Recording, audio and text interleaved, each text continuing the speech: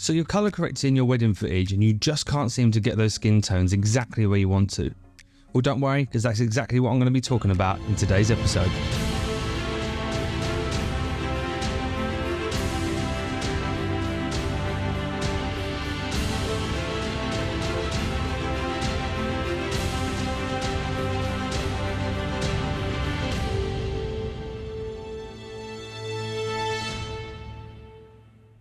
If you don't know me yet, my name's Luke. I'm a wedding filmmaker based in the UK, and here on the channel we talk about all things wedding filmmaking. And so if that sounds like something you would be interested in, then I would love it if you hit that subscribe button and stick around for some more content.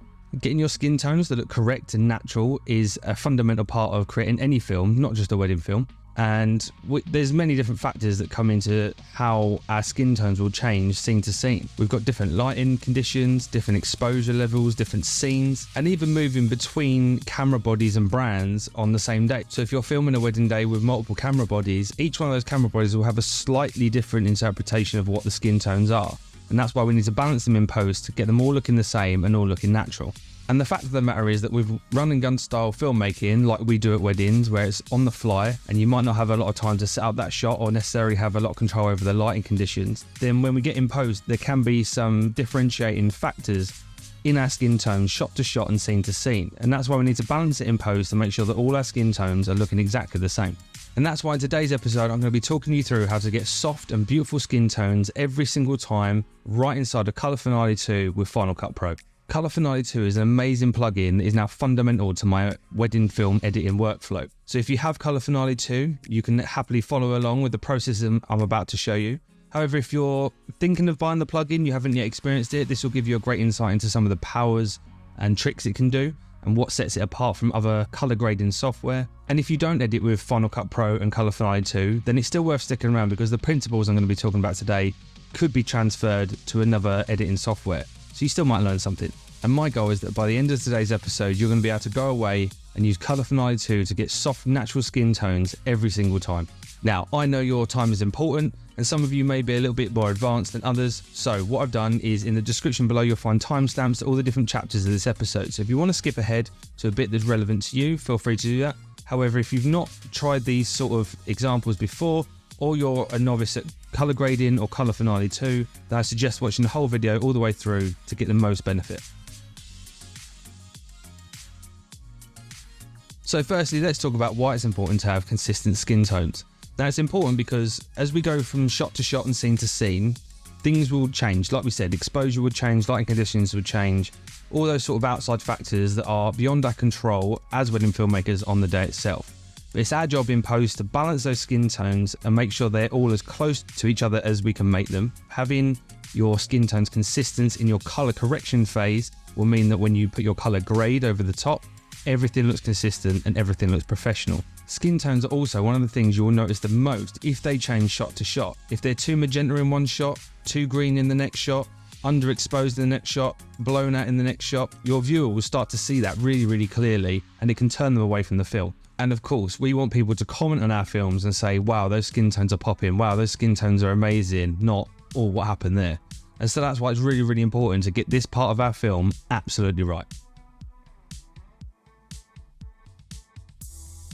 So when and where are we going to fit in adjusting the skin tones into our workflow?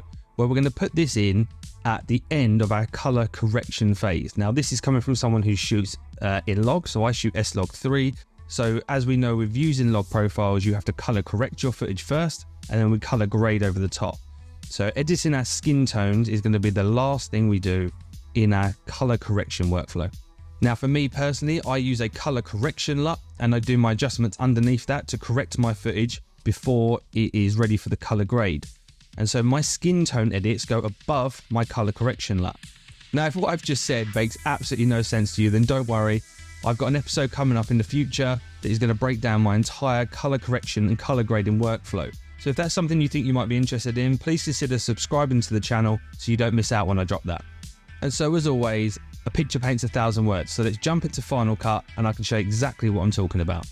Okay, so here we are in Final Cut Pro, and as you can see, I've got 3 clips for us to work with today to show you exactly how I would edit my skin tones in any of my wedding films. We've got a portrait shot here of Emma, We've got Annabelle and Ross here on their beautiful wedding day, and we've got a confetti shot here of Danielle and Lewis.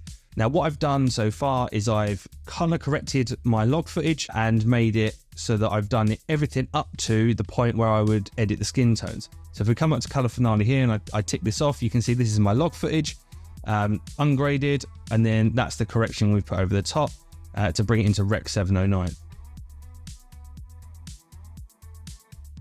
Now, the first thing we need to look at are the inbuilt tools in Final Cut Pro that are going to help us or guide us to get the correct skin tones every single time. And so if you come up here to the view button, we're going to click that, and at the top here, the very top one, you'll see video scopes. We're going to click that, and you see these two scopes pop up here. Now, if you want to change the amount of scopes you have, you can come to view, and you can see all these different boxes. You can have multiple different scopes at the same time, and if you hit vertical layout, it will drop these underneath. So if you want to organize your screen better, if that's how you work better, I prefer mine off to the side, but that's how you do that. At the top here, we have our vector scope, and underneath it, we have our RGB waveforms. Now, I'm not going to go too much into the scopes and the technicalities of them and what they do here today. If that's something you would like to know more about, then leave me a comment below, let me know that, and I can look at making a future video about that. All we're really interested in today is the vector scope, and as you can see, there's this line. This is called the blood line or the flesh line or the skin tone indicator. And this is the line we're going to concentrate on specifically for the skin tones. Now, all skin tones will fall on this line when we're editing. If you don't see this line when you open up Final Cut Pro, then you can see up here, there's this little tab here. We open that up. I will hide mine for now, and that will remove the skin tone indicator. If you need it back on, again, you come to this little tab, show skin tone indicator on the view section, click that, and there's your skin tone indicator. Okay, so now what we need to do is we need to isolate a section of skin tone so we can see what those colors and tones are doing in our vector scope. So we're going to come across to Color Finale Pro. Right here, we're going to come down to the image analysis panel, and you can see we've got false color, isolate statistics. We need the isolate section, so we're going to click that, click down to ellipse. You can see it's going to drop this oval shape onto our screen, which we can move. What we're going to do is we're going to close this down, and we're going to pick a nice solid area of skin, make sure that nothing else is overlapping, and then we can come back across to our vector scope, and as you can see, all it's now showing us is the colors and the tones that are within that isolated area, which is now showing up on our vector scope. And as you can see, we're fairly close already to the skin tone line, which is a good start. Okay, so let me show you exactly what I would be doing now to color correct my skin tones at this part of my workflow. So what we're going to do is we're going to come across to the Color Finale Pro inspector panel. We're going to click on edit layers, and this is one of the most amazing things about Color Finale Pro is working in these layer systems and the organization tools it gives you, because it helps me stay really organized. And as you can see, this is my color correction workflow, and like I said, I'm not going to go too in-depth into that at the moment because I've got that coming up in a future video. But as you can see, we've got our white balance, our exposure, and our color correction here. And then this is our convert to Rec 709 LUT. So where I'm going to be editing my skin tones is above all these layers, above my color correction LUT. And so what I'm going to do first is create a group. And so we're going to come up to this folder icon here. We're going to click that, and that's going to create a group. And we're just going to simply name this skin tones. Perfect. So now we've got a group. And if we try and open this group, you can see we've got no adjustments in there yet.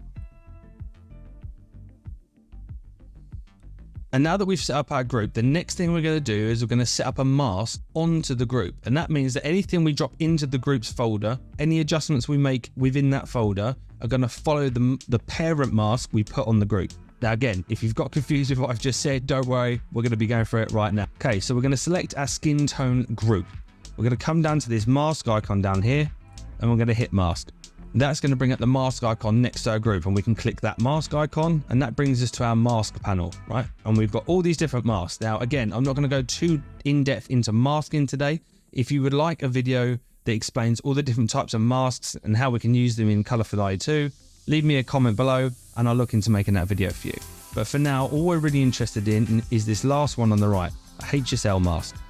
We're going to click that, and as you can see, it brings up hue, saturation, and luminance levels for the entire scene. What we want to do is select just the skin tones to be affected by this mask. Now the easiest way to do this is if we come down to display where it says result, and we're going to click on mask input plus mask. Okay, and as you can see, there's like a magenta pinky hue that's come across the entire scene. Now what it's doing here is it's showing you what is selected. So as you can see, we've got no ranges selected yet, so it's selected the entire screen. But when we use that eyedropper and we select the colors and tones we want to do, you'll see what will happen. So we'll come up here and you can see these eyedropper icons. We're going to select the top one, which is our master. This is the one that's going to give us the initial bite of the colors we want. So click that, and all we're going to do is find a nice piece of skin tone right there, and we're going to click. Okay, now you can see that the pink hue has almost disappeared, and now it's just showing up over parts of the skin. Now it isn't covering all of the skin yet, so we do need to modify this, but you can see then what this mask is doing. It's only going to be selecting the colors in the skin that we want to select, because after all, it's just the skin tones we're interested in. We don't want to affect any other part of the image at this point. You have two options from here. You can either click on this icon underneath, which has a plus button on it, and so what we can do is click that. We can find another little element of skin, click on that, and as you can see, the mask then grows as it's grabbing more colors. Or we can start grabbing these ranges and moving the hue, saturation and luminance around, and that will in turn affect what the mask is going to affect on the image. Now things you need to be aware of as you're going along is we only want to affect the skin tones. We don't want to affect any other part of the image. And you can see here that we've started to grab a little bit of the tones and the colors in the subject's hair. So now we can play around with our sliders and make sure that it's sitting just right. And the reason I wanted to choose this shot to show you is that this is quite a moody shot. It's a naturally lit shot, and so there's quite a lot of fall off in the shadows and the highlights. And so I wanted to show you that you don't need to grab all of the skin tones. Okay, the skin tones that fall a little bit into the shadows, we can kind of negate. We just want to affect the skin tones that are being hit by natural light, because they're the ones that we're going to be focusing on the most when the scene plays out in the film. So if we grab our hue slider up the top here, and we can slide this around, you can see there as I move it to the right and I grab more, we're starting to affect the background on the door and more of the hair. So what we're going to do is we'll probably leave that about there. Then we can come to our saturation. You can see that as I'm increasing that, we're starting to pick up some artifacts in the background. So we're going to close that all the way down about there. You can see there as I come left and I take less out, we're now losing it in our face a little bit. So we'll keep that about there. And then we've got our luminance. You can see that luminance is having a big effect. So if we lower that down, and then what you can do, this is one of the features I like about Color Finale 2 as well, is you can grab the end points, the feather points, and you can grab those, and what you can do is then you can feather out the effect of the mask, so it makes it more of a gradual transition. So that's looking good there. We'll take a little bit of the saturation out. I think we can feather that out a little bit more, feather our hue out a little bit. Okay, and so there we have it. We're pretty close there. Now, as you can see, we do have a few little artifacts in her hair there, but predominantly we've got most of the skin tones picked up. And what you're trying to aim for is also to match the roll-off of the highlights in the skin tones. So as you can see in her forehead, we want it to slightly roll off rather than be a block. Because if you do a block of really saturated masking, when you add your adjustments underneath, it's going to be quite a severe effect you're putting on there. So if you can feather that out and keep it natural, again, we only want to shift these tones a little bit. We're not looking to do anything crazy. We're just going to nudge them in the correct direction. So that's pretty good how we are there. The next stage is something that I think is really, really cool, and it's something that really sets Color Finale 2 apart for me, and that is the blur tool. So you can see in our inspector panel here, we have this blur tool. If we come up, we knock this to 1, and as you can see, by adding that 1% blur, we've almost lost the artifacts that we had in her hair. They've been subdued quite a lot. And now we've got a smooth mask all the way across her face, which is exactly what we want. What we can then do is we can click off the mask now that that's done. And you can see as soon as we come off of it, we've still got our skin tones isolated, so we're still ready to work on the skin tones as soon as they're ready. And so the first thing I'm going to be doing is adding a color wheels adjustment. So we'll come up here and we have obviously all our adjustment layers at the top here. Color wheels adjustment is these 3 circles in the upper left hand corner. So we'll click that. Okay, and in here we can affect our shadows, our midtones, and our highlights, or our lift gamma gain. Now fundamentally our skin tones live in the midtones range, so we're going to be using our gamma wheel the most. And so all we're going to do then is grab the center point of the wheel and we're going to move it whilst watching the vectorscope to see what our skin tone line is doing. And first of all, we're going to correct the hue of our skin so that it's sat onto the skin tone line. Now we are pretty close with this example already, so we're not going to need too much. As you can see here, if I overdo it, you can see that line moving.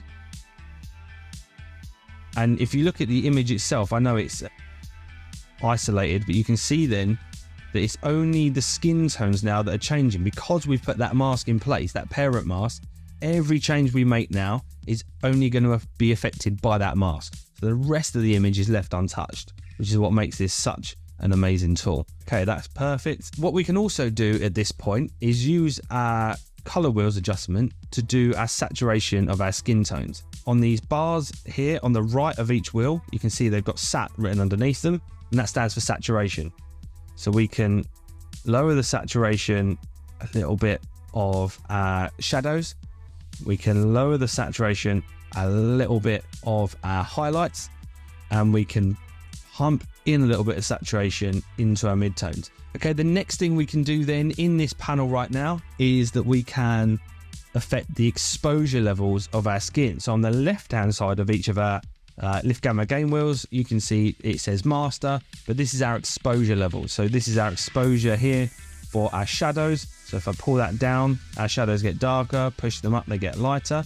Okay, and if at any point you need to return any of your scopes back to center, reset them, then you just come down to where it says master. You can see it flashes to reset. You click reset and it'll drop it straight back to the center. Typically, I don't play around too much normally with the exposure levels because I balance the scene. Sometimes the mids might just need a little bump up just to brighten the skin up a touch, and then that should be that. So now we can come over to our isolate tool, click on the lips, go to none, and now we've got our skin tones. So we can click the group layer. Now if we click that on and off, you can see we've made a very little adjustment there. So we've just brightened the skin tones up, we've dropped a little bit of saturation out of the shadows and the highlights, and we've corrected the hue. A very small change, but it just pops it a little bit. Again, these are not massive changes, unless the rest of your shot has not been graded correctly, then you can end up in some crazy situations. But this shot in particular just needed a little nudge. Okay, and the next thing I'm going to be doing is softening the skin tones, and this is another really great tool of Color Finale. Now I know there's some other third-party plugins out there that do skin tone softening. I myself find them a little bit too intense, whereas Color Finale, I think you can set it up to keep it realistic, and just soften those skin tones and de-digitize them a little bit. So again, we're going to come up to our layers panel, and we're going to find this circle with the checkerboard inside it, and that is our filter layer. So we're going to click that. Okay, so in here then we've got all different types of filters we can apply over the top of our footage, but the one we're interested in today is Gaussian blur. We're going to come to Gaussian blur, and we're just going to knock the radius up to 1. Okay, and this might not show up too well on the YouTube version when I post this, but all that's doing is sort of blending the colors of the skin into each other and just creating a softer look. And again, all these adjustments are really tiny. We don't want to go too crazy with these adjustments. They're little nudges. And so this little soften just takes the digital edge off of our skin tones and makes them a bit softer and a bit creamier. And that's exactly what we want. And so for me, this is exactly where I would leave it. I would be happy with the skin tones in this shot, and I would move on from here. Now let's jump across to our next scene. So again, we've selected our clip. We're going to come up to our edit panel. We're going to come up to our isolate panel. We're going to click ellipse. We're going to open this up. Nice big bit of skin on Annabelle's shoulder there. Okay, and if you can see now, if you look up at our vectorscope, that we're sitting slightly off the skin tone line. Okay, our skin tones are slightly off. Now this happens for a variety of reasons. We don't need to go into that today. All we need to know is they're off, and we need to nudge them in the right direction. We're going to create our group, so we'll go up to our group folder. I'm going to name this skin tones. So we've got our skin tone folder set up. So now we're going to come down to our mask icon, click the mask again, come across to HSL mask, again come down to result, mask input plus mask. The whole scene is going to go pink. we're going to grab our master eyedropper, straight onto the skin. Okay, so as you can see, the master dropper's done a good job there of grabbing some portions of the skin. So we're now going to add to that. There we go. And again, so try and grab a little bit more of this. What we can then do is obviously we start playing around with our lines. We can feather this out a little bit. We're just going to try and soften that mask saturation out a little bit. See what our luminance is doing. Perfect. So I think that's pretty good there. Okay, then we're going to come to our blur tool. We're going to knock this up to 1%, and there we go. That is what I would consider the mask setup. So as you can see, this is kind of what we're looking for. You can see on Annabelle's shoulder here.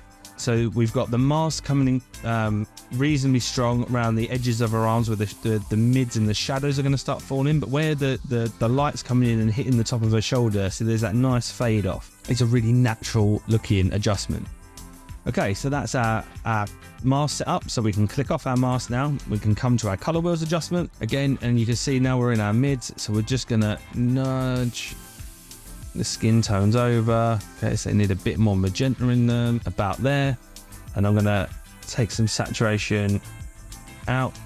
And you can see here as I'm doing the saturation, you can see the vector scope, and the closer you are to the center point is least saturation, and the further you are towards the outer edge is the more saturation you've got. So this is another tool and another way you can keep your skin tones consistent across a range of shots. Is you pick a point and you're like, right, I'm going to saturate all my skin tones to that level. There, pump up some mids, brighten them a little bit. Now you can see here that as I'm brightening these skin tones, it's shifted a little bit. You see that little wobble in the vector scope.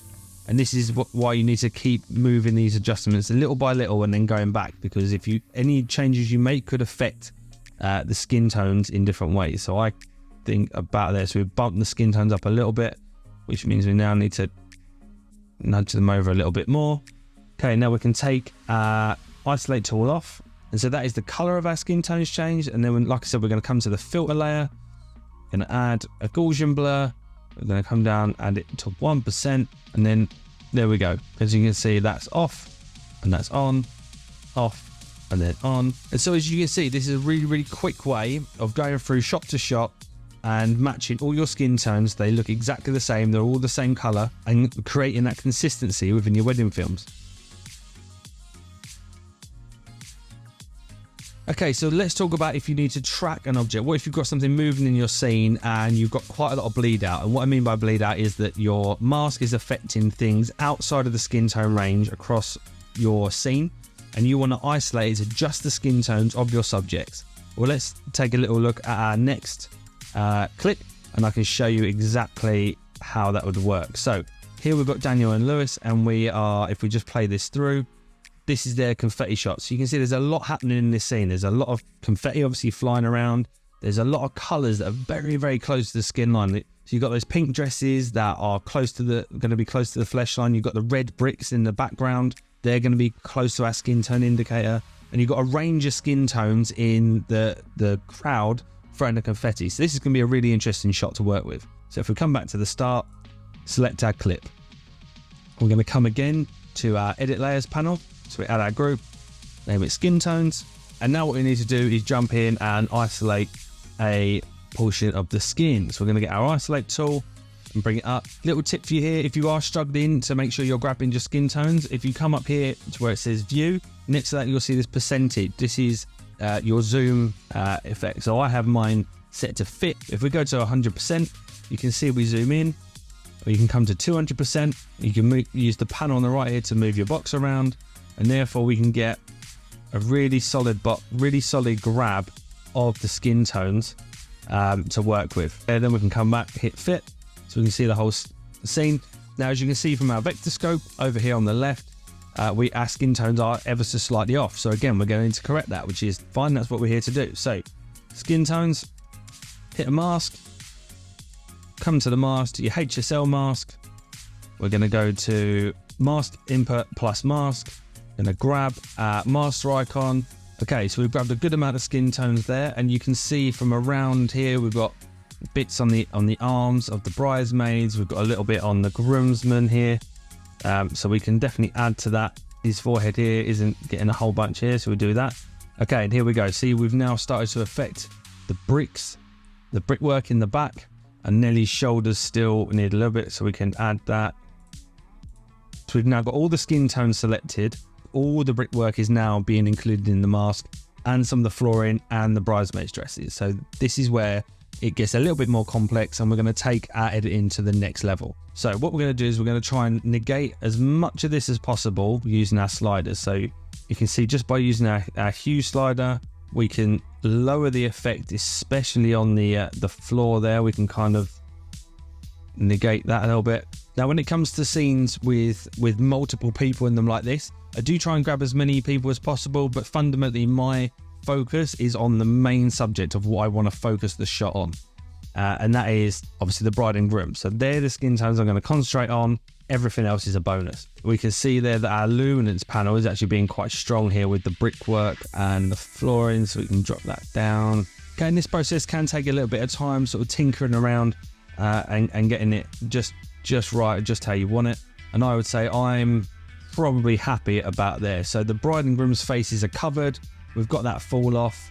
But again, it's not perfect. We do have some bleed out in this mask, but that's perfectly fine because we're going to go through now exactly how to rectify that. So we're going to come up to our blur, knock that to 1%, is we're going to ignore the people on the sides.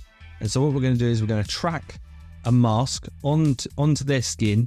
And so their skin tones will stay the same, even though they're moving through the frame, and we're going to affect nothing outside of the bride and groom skin tones. So we're going to add another mask in this layers panel. So we're going to come up to the elliptical mask, and you can see because we've still got mask input and mask affected selected, we've now got this elliptical mask. So everything inside this mask is what is going to be affected by the changes we're now making.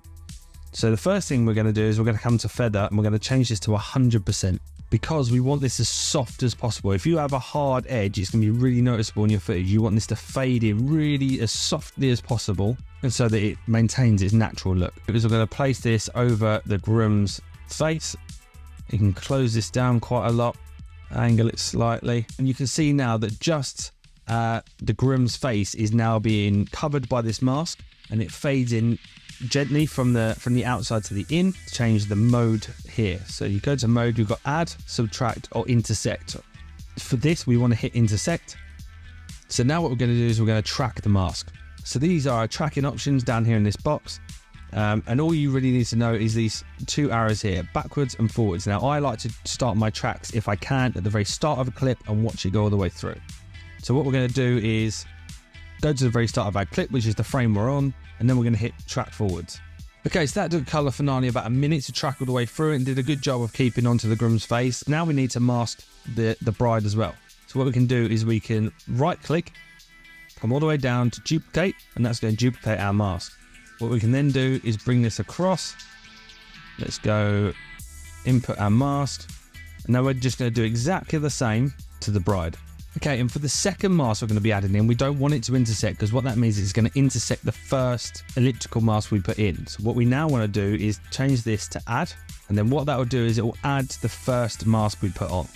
And then we can come up here and we can track this mask as well. Now that Colour Finale has tracked both those masks, you can see it's done a really good job of tracking along with the bride and groom and changing shapes with them as they move down towards the camera. And it's, you know, there's a lot going on in this scene, and it stayed pretty locked on the whole way through, which is really, really good to see. Now we can carry on with our process as normal. And then if we play this through, as you can see, that looks really, really cool, really, really natural. Bride and groom's skin tones look perfect. And that is how to use masks to track a subject and stop everything bleeding out into the rest of your image. So as you can see, Colour Finale really is a very, very powerful tool. Okay, so let's talk about some troubleshooting and some things you may come across when using this method that could throw a few curveballs in your direction. Now the first one could be that after using the skin tone indicator and getting your skin tones to sit on that indicator, they still don't look right. Just because that skin tone indicator is there, that's just the technical way of adjusting your skin tones so that they are technically right. But technically right is different to what looks right. And so there are situations where I will move the skin tones in onto the skin tone indicator, and then when I look at the scene I think, no, they don't look right. And then I'll just simply use my eyes to nudge the skin tones into what I think looks right. So remember, these things are guides and they're tools. They're not a verbatim that has to be on that skin tone line. And so don't be afraid of if you put it on the skin tone line and it doesn't look right, go back and change it. If it looks right to your eye, it more than likely is going to be right. If you do put the skin tones on the skin tone indicator and you don't think it looks right, you can use something like the comparison viewer to put two shots next to each other to compare them so that you can eye it in so it looks as good as it can look. Now, if you don't know about the comparison viewer, leave me a comment down below, let me know that, and I can look into making a video about that in the future. Something else you might come across is forgetting to track your masks. And if you haven't feathered your mask and haven't tracked it properly, it will leave quite a nasty spot in the middle of your scene that won't move, and it'll become very, very apparent very quickly that you've done that. Really easy to fix. You just go back, feather the mask and track it again.